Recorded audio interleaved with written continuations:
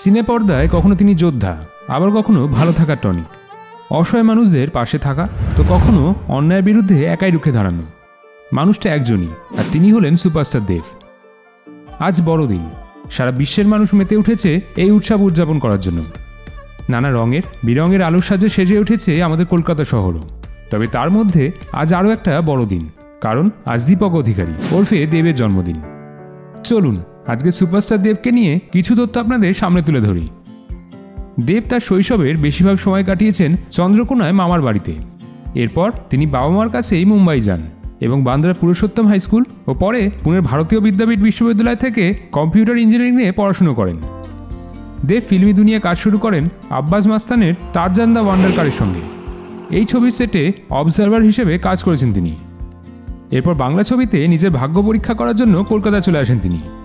টলিউডে দেবের প্রথম ছবি অগ্নিশপথ, যেখানে দেবের কোস্টার ছিলেন রচনা বন্দ্যোপাধ্যায়। সেই ছবি বক্স অফিসে মুখ থুবড়ে পড়েছিল, তবে তিনি হার মানেননি। 2007 সালে মুক্তি পায় আই লাভ ইউ। এই ছবি বাংলা ফিল্ম ইন্ডাস্ট্রিতে এক নতুন ইতিহাস লিখেছিল, আর দ্বিতীয় ছবিতেই বাজিমাত করেছিলেন সুপারস্টার দেব। ব্যক্তিগত জীবনে দেব ভীষণ রকম পশুপ্রেমী এবং অভিনেতা প্রযোজক হওয়ার পাশাপাশি তিনি জনপ্রতিনিধিও। 2014 সালে ঘাটাল লোকসভা কেন্দ্র থেকে তৃণমূল কংগ্রেসের টিকিটে নির্বাচনে জয়ী হন তিনি। এরপর 2019 লোকসভা নির্বাচনেও একই কেন্দ্রে জয়ী হন দেব। তিনি গানও গেয়েছেন। প্রথমবার খোকা 420 ছবিতে খোকা চালু চিজ গানটি গেয়েছিলেন তিনি।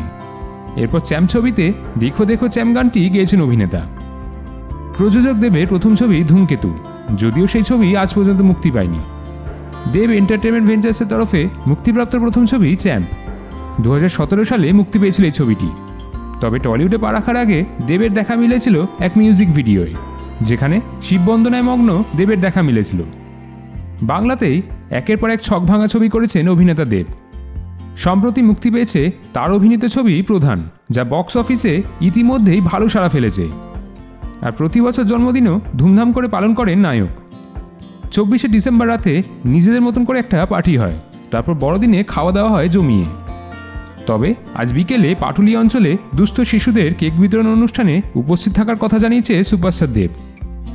সন্ধ্যায় শহরের বেশ কিছু প্রেক্ষাগৃহে হাজির হওয়ার পরিকল্পনা রয়েছে তার।